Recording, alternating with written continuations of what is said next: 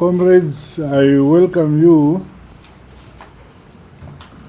to the 377th ordinary session of the Politburo, being convened 2 weeks since our last meeting. It is most opportune that we convene this week as the Politburo, Central Committee and National Consultative Assembly, just ahead of the 1-year mark since the last harmonized general elections.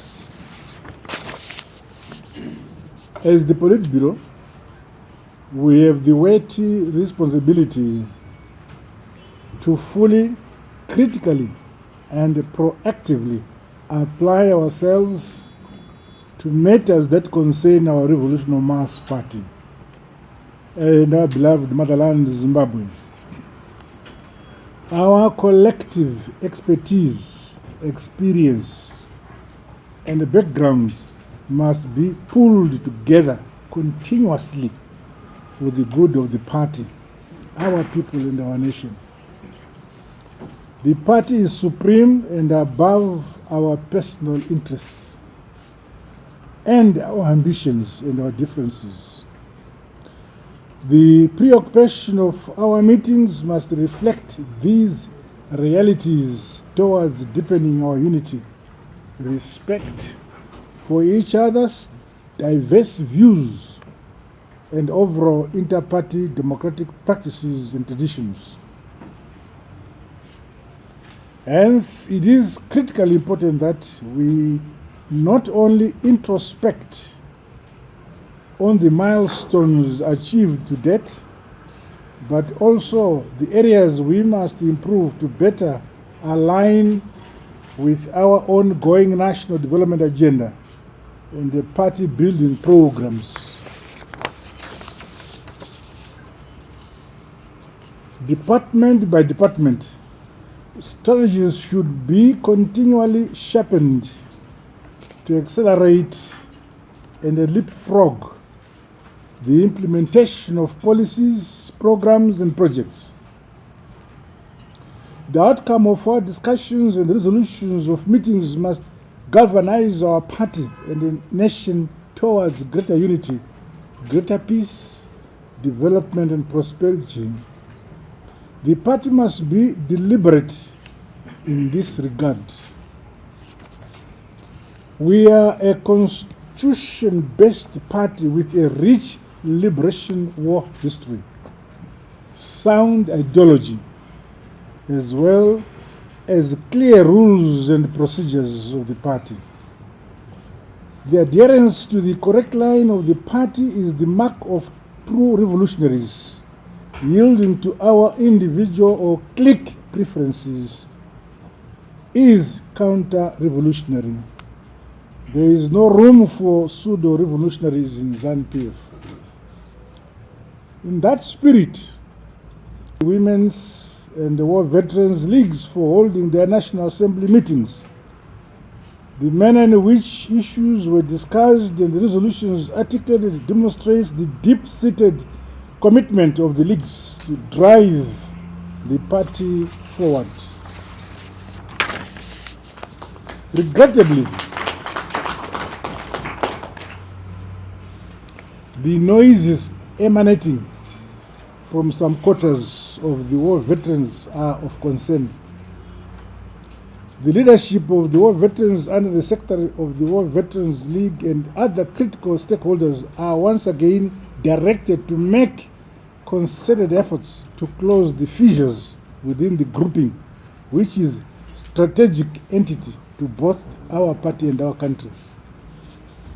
Let us remain vigilant and on guard against the various forms of infiltration by the enemy. We must never betray our revolution or dishonor the ultimate sacrifice paid by the many sons and daughters of the soil who fought for our freedom and our independence. Going forward, I call upon you, comrades in the Politburo, to provide solid leadership as well as wise and honest guidance to all wings of the party. This should always be informed by the party constitution and the correct line of the party. We must be leaders who exhibit integrity and the principle at all times. Comrades, our party-led government is marching forward and realizing successes across all sectors of the economy. As a leadership, we must unite the party around our vision, around the principles of the party, and around the values and ideology which has kept this party together. ZANU-PF is a party that is organized and anchored on its grassroots structures. It is therefore important that we censure that the ongoing restructuring and the grassroots mobilization exercise consolidates the strength of the party, because the party is at the grassroots level.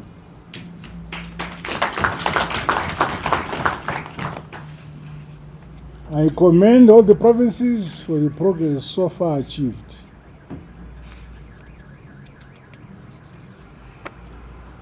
Tiri musango taimba rwero kuti nzira dzemasoja. It was part of the teaching of the revolution. Because zvino handizi kutoimba rwero rupi.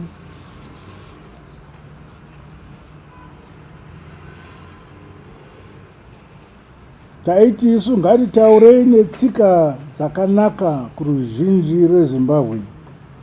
Vazive zvakananga musangano weZANU-PF, musangano wedu vasunungura nyika.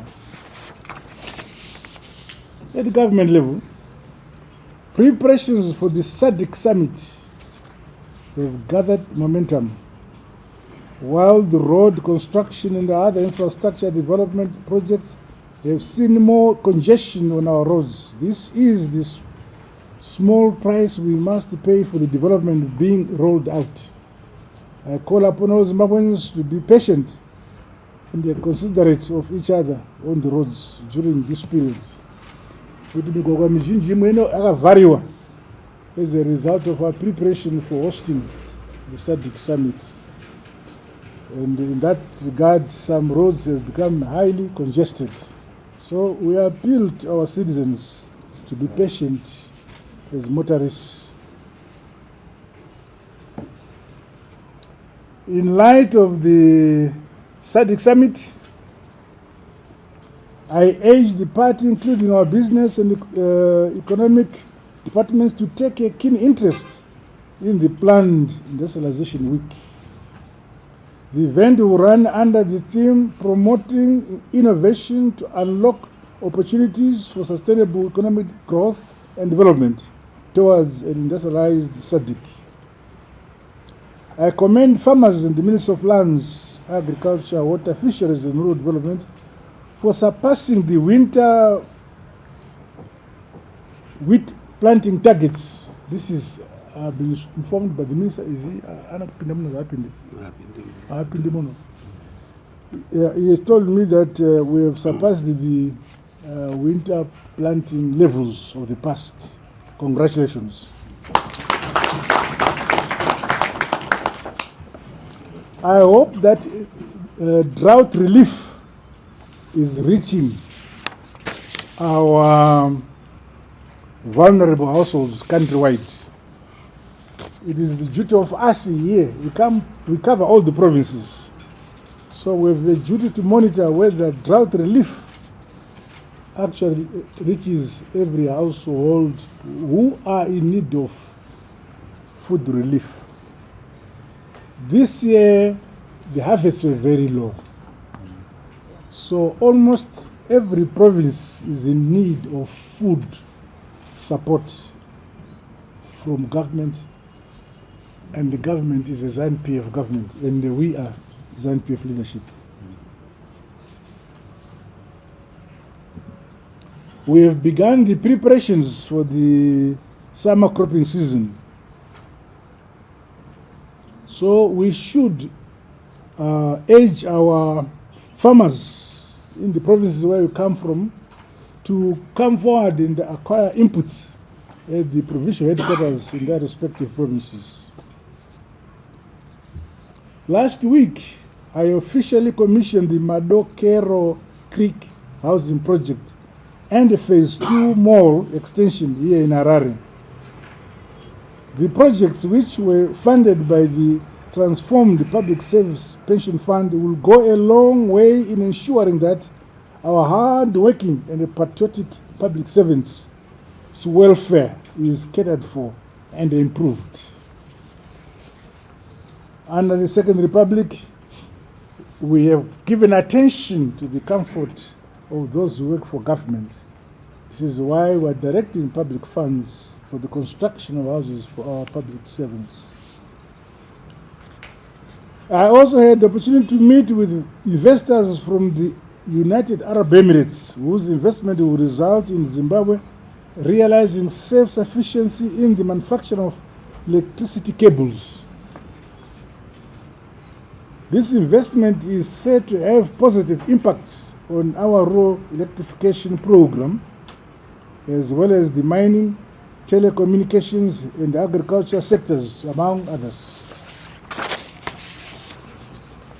Earlier this morning, we celebrated the International Day Against Drug Abuse and Illicit Trafficking, where I had the privilege to launch the Drugs and Substance Abuse Plan of Action this morning.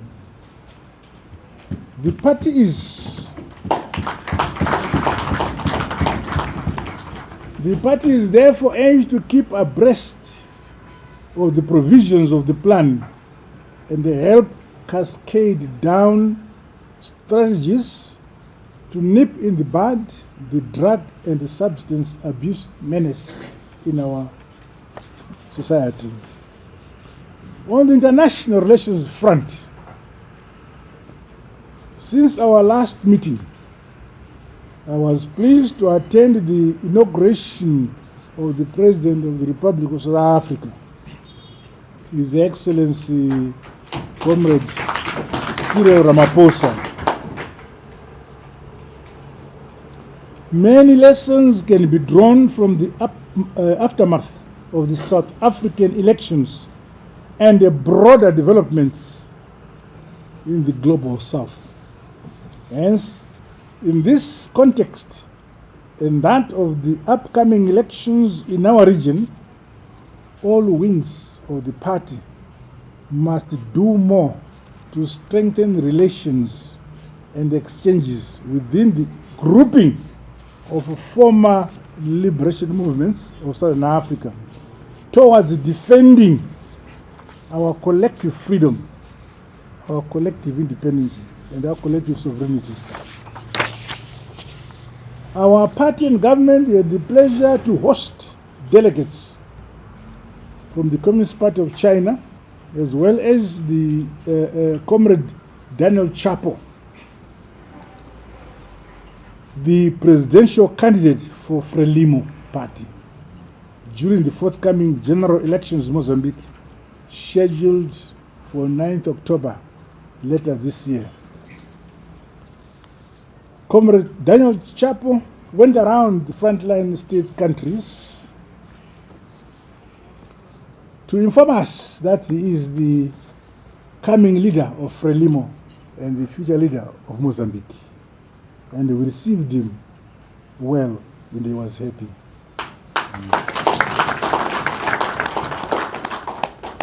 These visits are critical to further enhance our engagement drive while consolidating the gains realized from our strategic and comprehensive socio-economic and political alliances in the region.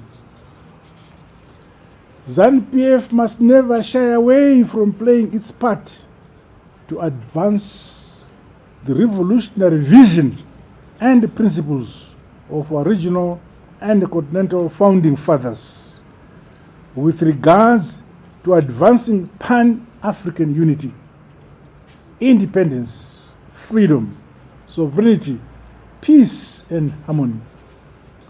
This includes an improved quality of life, peace, security, and sustainable development for the people of our motherland, Africa.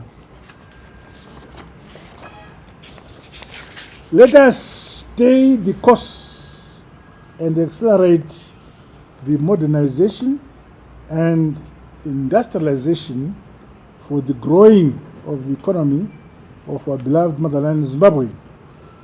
Going forward, a conducive social and economic environment where every Zimbabwean contributes to national development should be nurtured. We each individually and collectively have to contribute to the modernization of our country, Zimbabwe. I'm fully aware that certain unruly elements, in collaboration with our detractors, have activated their perennial tendencies of seeking to disturb our security, peace, and prevailing tranquility environment in our country. They must be warned that my government will not broker any form of mischief under whatever pretext. The law will take its course without fear or favor. Atidi mhesva mukono todzisvasvanga. Comrades, in conclusion, may I reiterate that our party remains supreme. The spirit of unity, peace and harmony, as well as discipline and loyalty, permeate from the leadership across the party and the rank and file of our party. Comrades, let us now turn to our agenda. I felt I must make this statement before we begin.